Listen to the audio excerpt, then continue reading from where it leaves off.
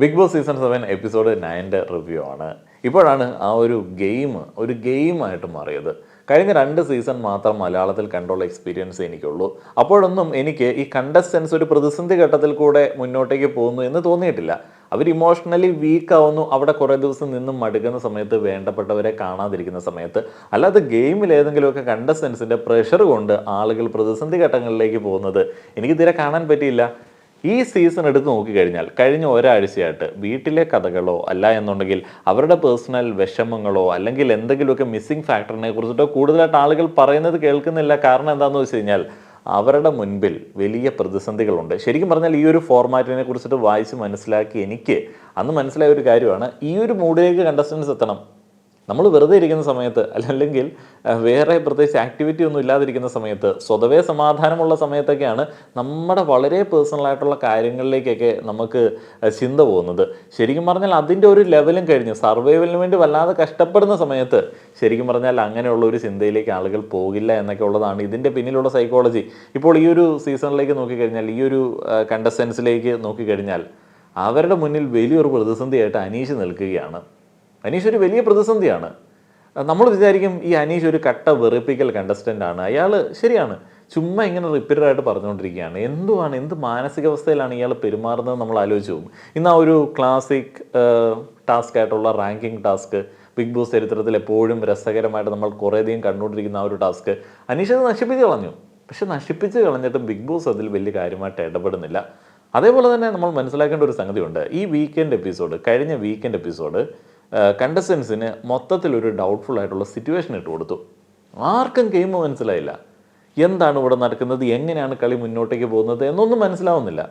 അവർ തന്നെയൊക്കെ confused ആയിപ്പോയി. കാരണം എല്ലാവരും കൂടെ സംഘം ചേർന്ന് അനീഷിനെ കുറിച്ചിട്ട് ഒരു ഇമേജ് ക്രിയേറ്റ് ചെയ്യാനായിട്ട്, അല്ല അവർക്ക് ജെന്യുവനായിട്ട് തോന്നിയ ദേഷ്യങ്ങൾ പ്രകടിപ്പിക്കാനായിട്ട് നോക്കിയിട്ട് അത് നടന്നില്ല. ലാലേട്ടൻ അതിനെ വളരെ നിസ്സാരവൽക്കരിച്ച് വിട്ടു. അപ്പോൾ അനീഷ് മുന്നോട്ടേക്ക് കുതിക്കുകയാണോ, ആരാണ് ഇപ്പോൾ മികച്ച ലീഡിൽ നിൽക്കുന്നത് എന്നുള്ളതിനെ കുറിച്ചിട്ടൊന്നും ആർക്കും ഒരു ഐഡിയ ഇല്ല. അതേപോലെ തന്നെ ബിഗ് ബോസ് കളി മാറ്റുന്നു. കഴിഞ്ഞ 2 സീസണൊക്കെ കണ്ടിട്ടുള്ള ആളുകളാണ് എന്നുണ്ടെങ്കിൽ ഇവരൊരിക്കലും പ്രതീക്ഷിക്കത്തില്ല ബിഗ് ബോസ് പറഞ്ഞ രീതിയിൽ നിന്ന് ഗെയിം അട്ടപ്പടലം മാറ്റുന്ന സിറ്റുവേഷൻ ഉണ്ടാകുമെന്ന്.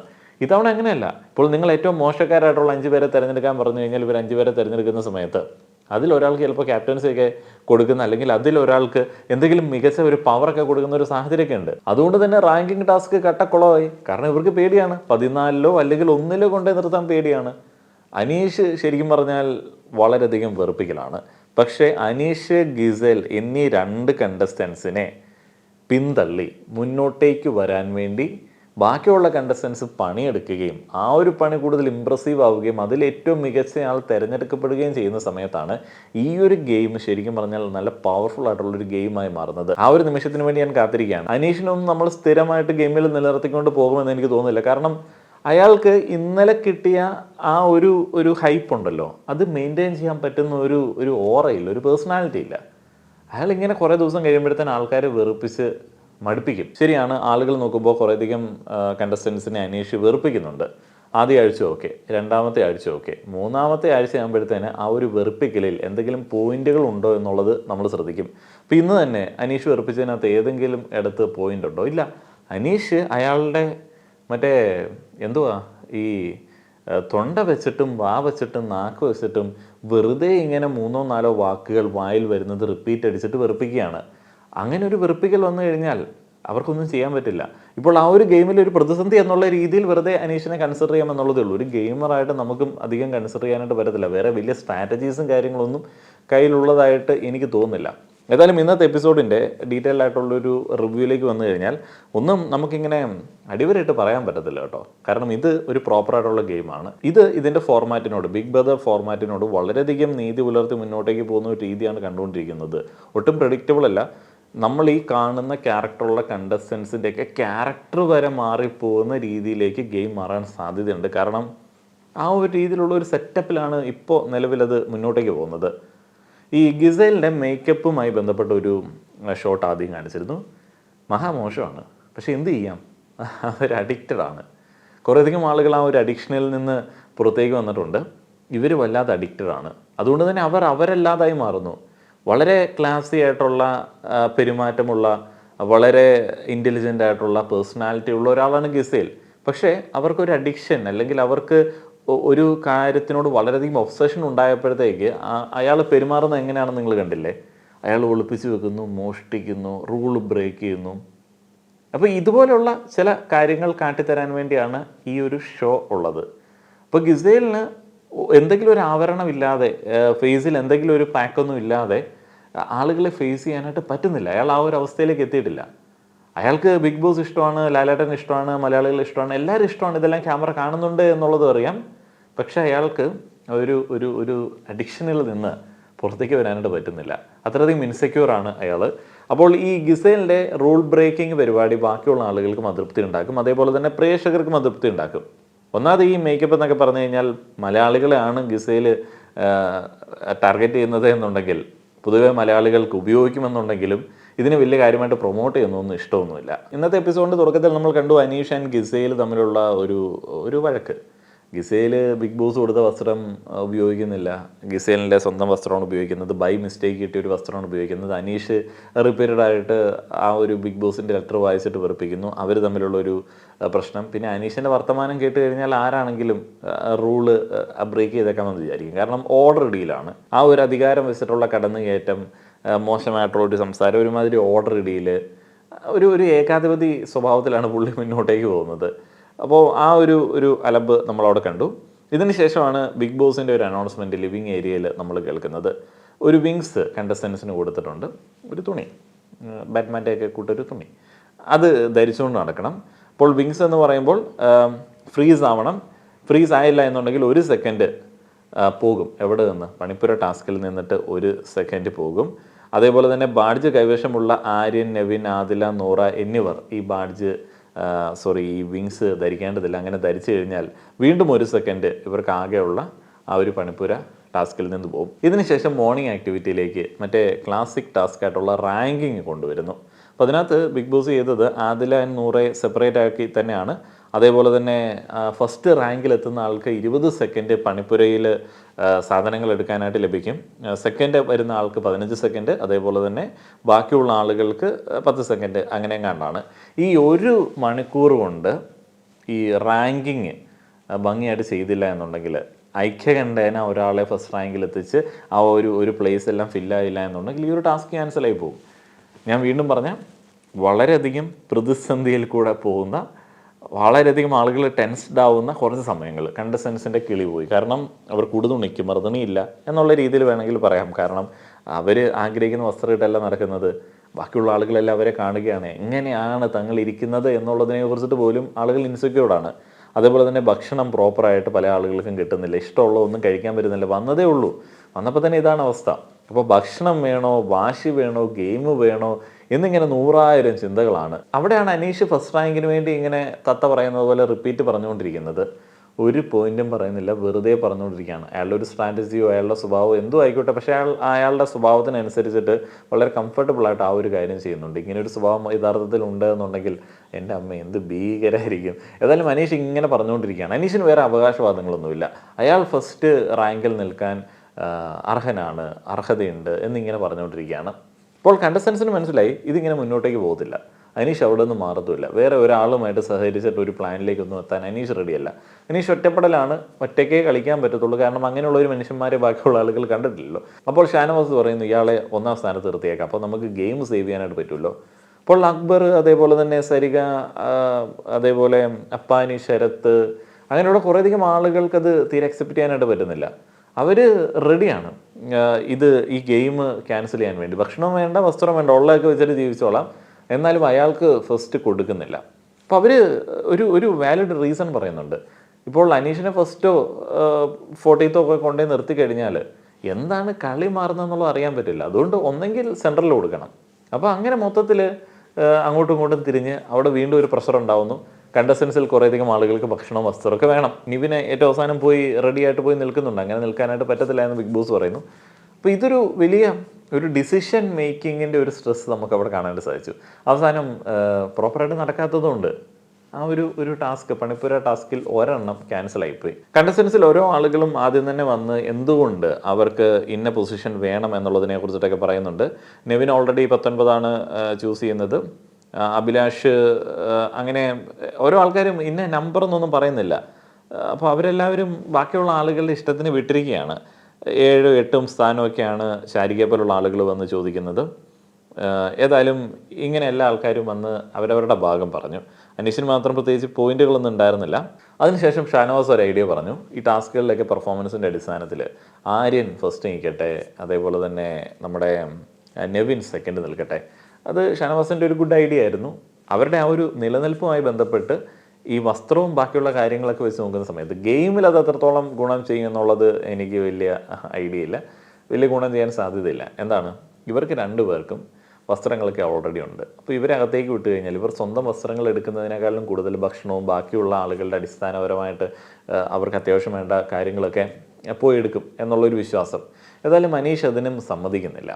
അപ്പോൾ അനീഷിനെ ഫസ്റ്റ് കൊണ്ടേ നിർത്താനായിട്ട് ബാക്കിയുള്ള ആളുകളുടെ ഒരു ഈഗോ സമ്മതിക്കുന്നുമില്ല. അപ്പോൾ ഇതാണ് ഗെയിം. അത് നഷ്ടപ്പെടുത്തി.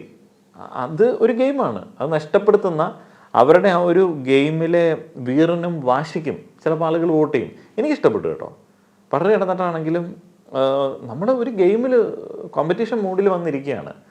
അപ്പോൾ അവിടെ ശരിക്കും പറഞ്ഞാൽ നമുക്ക് വെറുതെ ഒന്നും ആലോചിക്കാതെ ചുമ്മാ എന്തിനോ വേണ്ടി ഒരാളെടുത്ത് ഫസ്റ്റ് വെക്കാനായിട്ട് പറ്റില്ല. അപ്പോൾ അതുകൊണ്ട് അവരെടുത്ത തീരുമാനത്തിനോട് എനിക്കും പ്രത്യേകിച്ച് പ്രശ്നമൊന്നും തോന്നിയില്ല. ഇതിനുശേഷം റെനയും അനീഷും തമ്മിലുള്ള ഒരു അലമ്പ് നമ്മൾ കണ്ടു. രണ്ടും ഡ്രാമയുടെ ആൾക്കാരാണ്. അനീഷ് എന്തോ കസേര അവരുടെ കാലിൽ കൊണ്ട് വെച്ചെന്ന് പറഞ്ഞ് അവർ കിടന്ന് കരയുന്നു. പരിക്ക് പറ്റിയ കുറച്ച് ആൾക്കാരൊക്കെ ഉണ്ട്. ഇവർ അനീഷ് വീണ്ടും മറ്റേ റിപ്പയറായിട്ട് സെൻറ്റൻസും വേർഡ്സും ഇങ്ങനെ പറഞ്ഞുകൊണ്ടിരിക്കുന്നു. അതിൻ്റെ ഇടയ്ക്ക് അപ്പാനി വന്നിട്ട് ഇടാ പോടാ പോടാ എന്നൊക്കെ പറഞ്ഞിട്ട് വന്ന് സംസാരിക്കുന്നുണ്ട്. അപ്പാനിക്ക് എന്നും ഒരു ഡയലോഗ് തന്നെ. ഞാൻ കഴിഞ്ഞ 2-3 എപ്പിസോഡിന് മുമ്പ് തന്നെ പറഞ്ഞാണ്, ഈ മിഡ് വീക്ക് എവിക്ഷൻ അല്ലെങ്കിൽ എവിക്ഷൻ പോലുള്ള പരിപാടികൾ നോമിനേഷനിലേക്ക് വരുമ്പോൾ അപ്പാനി അടിച്ച് തൂക്കും. അതുപോലെ തന്നെ കണ്ടസ്റ്റൻസിൽ പല ആളുകളും അപ്പാനിക്ക് എതിരെ വോട്ടുകൾ ചെയ്യുന്നുണ്ട്. ഇതിനുശേഷം ക്യാപ്റ്റൻസി കൈമാറ്റമായിരുന്നു. അനീഷിന് എന്തെങ്കിലും സ്വന്തമായിട്ടുള്ളത് ഏറ്റവും ഇഷ്ടമുള്ളത് ഷാനവാസിന് കൈമാറി ക്യാപ്റ്റൻസി കൈമാറണം. അനീഷ് ഒരു ചീപ്പാണ് കൊടുത്തത്. ആ ഒരു ഇതൊന്നും ലൈവിൽ ഞാൻ കാണാത്തതുകൊണ്ട് ആ ഒരു ചീപ്പ് കൊടുത്തതിൻ്റെ ഉദ്ദേശം എന്താണ് എന്നുള്ളത് എനിക്കറിയില്ല. എന്നെ സംബന്ധിച്ച് അനീഷ് കൊടുത്തത് ഉപയോഗിക്കാത്ത ഒരു ചീപ്പാണല്ലോ, അതേ അയാളുടെ കയ്യിലുള്ളൂ, ബാക്കിയൊക്കെ അയാൾക്ക് അത്യാവശ്യം വേണ്ട സാധനങ്ങളല്ലേ, നല്ലൊരു മനുഷ്യൻ എന്നുള്ള രീതിയിലാണ് തോന്നിയത്. എന്നാൽ ഇതൊരു ഇൻസൾട്ടാണ്, ചീപ്പായിട്ടുള്ള ഒരു ഷോയാണ് എന്നൊക്കെയുള്ള അഭിപ്രായങ്ങൾ അവിടെ നിന്ന് കേട്ടിരുന്നു. ഇതിനുശേഷം ബിഗ് ബോസ് താൽക്കാലികമായി ബിഗ് ബോസ് നിർത്തിവെച്ചിരിക്കുകയാണ് എന്നുള്ളൊരു അനൗൺസ്മെൻറ്റ് കൊടുക്കുന്നു. എന്തുകൊണ്ടാണ്? റൂൾ ബ്രേക്ക് ചെയ്തു. മോഹൻലാൽ വന്ന് പറഞ്ഞിട്ടും റൂൾ ബ്രേക്ക് ചെയ്തു. ഇപ്പോൾ എല്ലാവരും ഗിസേലിനെ നോക്കുന്നുണ്ട്. വാണിംഗ് കിട്ടിയ ശേഷം മേക്കപ്പ് യൂസ് ചെയ്ത ആൾ ഗിസേലാണ്. ബാക്കിയുള്ള ആളുകൾക്ക് കയ്യിൽ മേക്കപ്പ് സാധനങ്ങളുള്ള ആളുകൾ ഷെയർ ചെയ്യുന്നുണ്ട്. അതിലെ 100 അതിൽ ഷെയർ ചെയ്യുന്ന ആളുകളിൽ മുൻപന്തിയിലാണ്. അപ്പോൾ ഗിസേൽ പറയുന്നു ഞാൻ ഇനി മുതൽ ഇത് യൂസ് ചെയ്യില്ല. പക്ഷേ ഗിസേൽ അതിനെ ഒട്ടും സീരിയസ് ആയിട്ട് എടുക്കുന്നില്ല. ഗിസേൽ പിന്നെ യൂസ് ചെയ്യും. ഗിസേൽ ചുമ്മാ ഒരുമാതിരി എന്തോ ആ ഒരു സിറ്റുവേഷനിൽ സോറി പറയും, ചെയ്യത്തില്ല എന്ന് പറയും. എന്നിട്ട് ഗിസേൽ ചെയ്യും. ചില കാര്യങ്ങളിൽ ഗിസേൽ എല്ലാ ആൾക്കാരും കുറ്റം പറയും. അനിമോൾ ചൈൽഡിഷാണ്, റെന ചൈൽഡിഷാണ്, ബിന്നി അങ്ങനെ ചെയ്തു ഇങ്ങനെ ചെയ്തു എന്നൊക്കെ പറയും. പക്ഷേ ഗിസേലാണ് ഇതിനകത്ത് ഏറ്റവും ചൈൽഡിഷ് ആയിട്ടുള്ള ഇമ്മച്വർ ആയിട്ടുള്ള പെരുമാറ്റമുള്ളൊരു വ്യക്തി. കാരണം അവർ പിണങ്ങുന്നു, അവരിങ്ങനെ കൊഞ്ചുന്നു, റൂള് ബ്രേക്ക് ചെയ്താലും കൊഞ്ചുന്നു. അവരുടെ കൊഞ്ചൽ കേൾക്കുമ്പോഴത്തേന് എനിക്ക് തോന്നുന്നു ബിഗ് ബോസും ചില കാര്യങ്ങളൊന്നും മൈൻഡ് ചെയ്യത്തില്ല എന്നുള്ളത്. എന്നിട്ട് അവർ ചുമ്മാ ഇങ്ങനെ പറയുന്നത് കണ്ടില്ലേ, ഞാൻ ഒന്നും ചെയ്തിട്ടില്ല. കാണുമ്പോൾ തന്നെ അറിയാം ബാക്കിയുള്ള ആളുകളെക്കാളും നല്ല രീതിയിൽ തിളങ്ങി നിൽക്കുന്ന, അവർ ചെയ്യുന്ന വീഡിയോ ഒക്കെ നമുക്ക് കാണാനായിട്ട് പറ്റുമല്ലോ, നിൽക്കുന്ന ഒരിത്. പക്ഷെ അവരങ്ങനെ പറയുകയാണ്. ബാക്കിയുള്ള ആളുകൾക്ക് മനസ്സിലാവും എന്നുള്ളത് അവർക്കറിയാമെന്നുണ്ടെങ്കിലും അവർക്ക് എന്തോ ഒരു പ്രിവിലേജ് ഉള്ളതുപോലെ അവർ സംസാരിക്കുകയാണ്. ഇതിന് ശേഷം ഒരാളെ മിഡ് വീക്ക് എവിക്ഷനിലേക്ക് തിരഞ്ഞെടുക്കാൻ വേണ്ടിയുള്ള ഒരു അനൗൺസ്മെൻറ്റ് വന്നിരിക്കുകയാണ്. മിഡ് വീക്ക് എവിക്ഷൻ വരട്ടെന്ന്, രസം ഉണ്ടാവുമല്ലോ, പ്രഷറിൽ കൂടെ പോട്ടെ. അവസാനം മടുക്കുമെന്ന് തോന്നുന്നു. രേണുസുതിക്കൊന്നും വയ്യാണ്ടായിട്ടുണ്ട്, ഒന്നും വേണ്ട, എങ്ങടെങ്കിലും പോയേക്കാം എന്നുള്ളൊരു മൂഡിലാണ് നിൽക്കുന്നത്. അതിൽ ഷാനവാസ്, അക്ബർ എന്നിവരെ ഒഴിച്ച് തിരഞ്ഞെടുക്കണം എന്നുള്ളതാണ് പറയുന്നത്.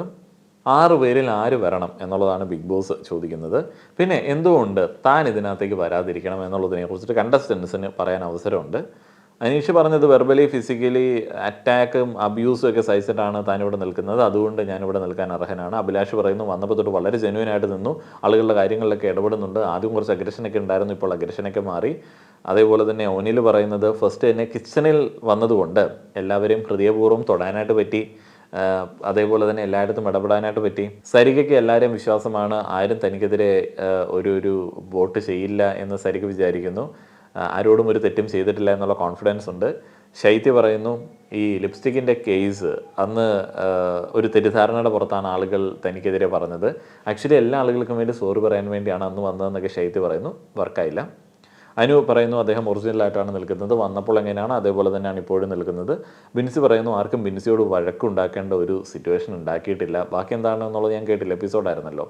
കഴിഞ്ഞ ദിവസം നെവിനുമായിട്ട് ബിൻസി ഉണ്ടാക്കിയ വഴക്ക് എന്തായിരുന്നു, അതിനെക്കുറിച്ചിട്ട് വീക്കെൻഡ് എപ്പിസോഡിൽ ചർച്ച ഉണ്ടായിരുന്നില്ലല്ലേ. ആര്യൻ പറയുന്നത് സൂപ്പറായിട്ട് വന്നപ്പോൾ തന്നെ ആ ഒരു റൈസ് ടാസ്കിൽ മികച്ച പെർഫോമൻസ് കാഴ്ചവെച്ചു.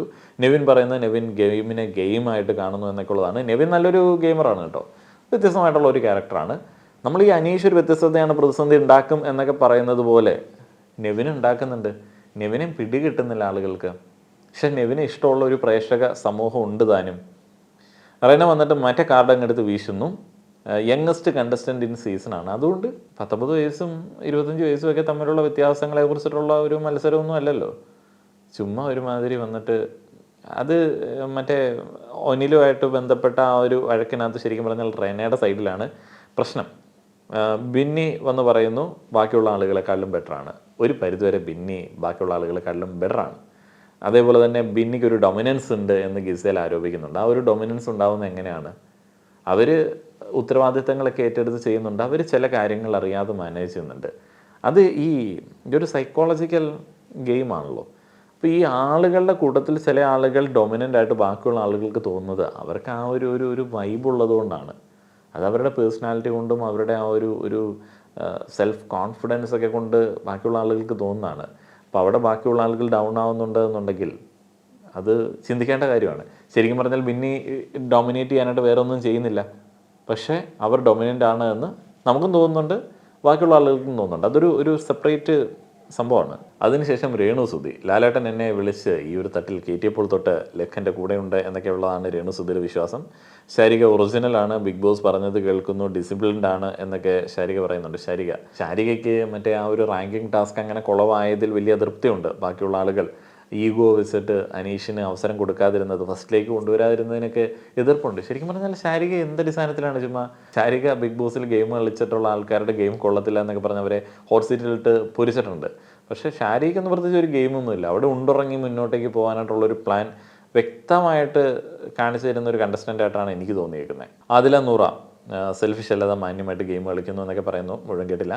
അപ്പാനി തെറ്റ് കണ്ടാൽ ഇടപെടുന്ന ഒരാളാണ്, തെറ്റ് കണ്ടാൽ മാത്രം ശബ്ദമുയർത്തുന്ന ഒരാളാണ് എന്നൊക്കെ തള്ളി വിടുന്നുണ്ട്.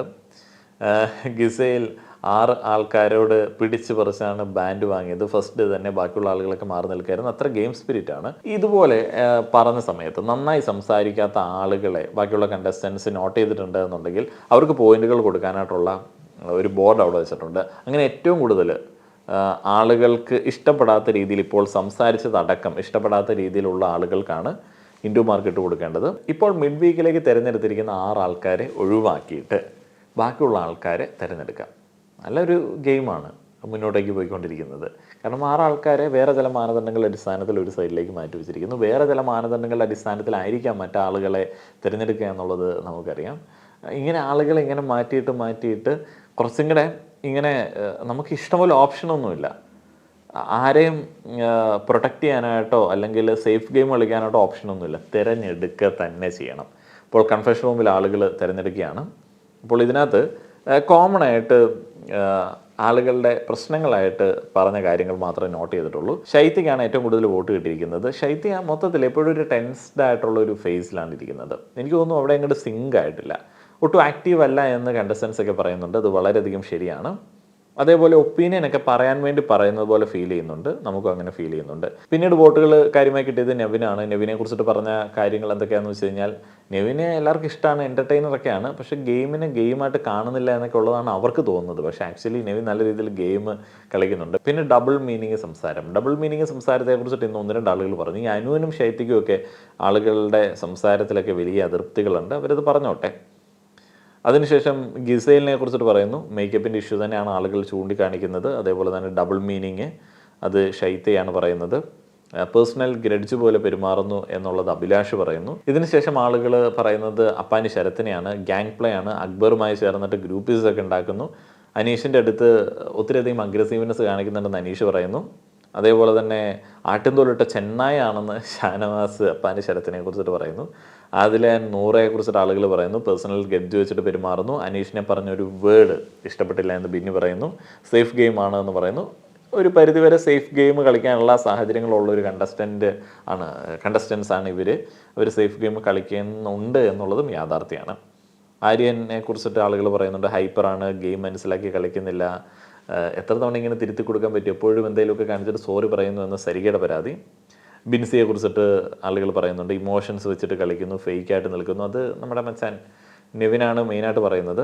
അനിമോളെ കുറിച്ചിട്ട് ഫേക്കാണ്, മാനിപ്പുലേറ്റീവ് ആണ്, റൂൾ ബ്രേക്ക് ചെയ്യുന്നു, ഗെയിമിൻ്റെ സീരിയസ്നെസ് അറിയില്ല, ചൈൽഡിഷ് ആണ്, സ്ക്രീൻ സൈസിന് വേണ്ടി എന്തൊക്കെയോ കാണിക്കുന്നു എന്നുള്ള പരാതികളുണ്ട്. റെനയും ഗിസയിലും ഒക്കെയാണ് കാര്യമായി തന്നെ അതിൽ പറയുന്നത്.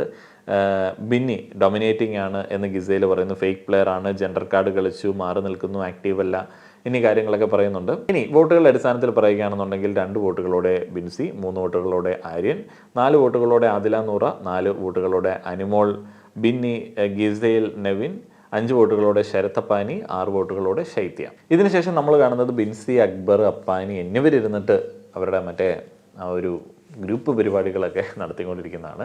ഇവർക്ക് കോമൺ ആയിട്ടുള്ള ശത്രുക്കളാണ്. അപ്പോൾ അതുകൊണ്ട് ഇവർക്ക് അങ്ങോട്ടും ഇങ്ങോട്ടും കുടില ബുദ്ധികൾ കൊണ്ട് ഗെയിം കളിച്ച് മുന്നോട്ടേക്ക് പോകാനായിട്ടൊക്കെ കുറച്ചൊക്കെ പറ്റും. പിന്നെ ഇവരെ പോലുള്ള ആളുകൾ വേണ്ടതാണ്. അല്ലെങ്കിൽ എന്താണ് രസം, എല്ലാവരും അനീഷിനെ പോലെ കഴിഞ്ഞാൽ എന്താണ് രസം? ഭയങ്കര ബോറായിരിക്കും. അപ്പോൾ അനീഷ് വേണം. ബാക്കിയുള്ള കണ്ടസ്റ്റൻസ് മികച്ച ഗെയിം കളിക്കാൻ വേണ്ടി അനീഷ് അവിടെ വേണം. ബാക്കിയുള്ള കണ്ടസ്റ്റൻസ് അനീഷിനെ പോലുള്ള ഒരാൾ, വളരെ വ്യത്യസ്തമായിട്ടുള്ള ഒരു ഗെയിമുമായി വന്നിരിക്കുന്ന, വളരെ വ്യത്യസ്ത പേഴ്സണാലിറ്റി ഉള്ള ഒരാൾ, അയാളെ എങ്ങനെ ഒതുക്കുമെന്നും നമുക്ക് കാണിച്ചു തരേണ്ടതുണ്ട്. എന്തൊക്കെയാണെങ്കിലും രസമാണ് കളികൾ. നിങ്ങളുടെ അഭിപ്രായങ്ങൾ പറയുക. നന്ദി.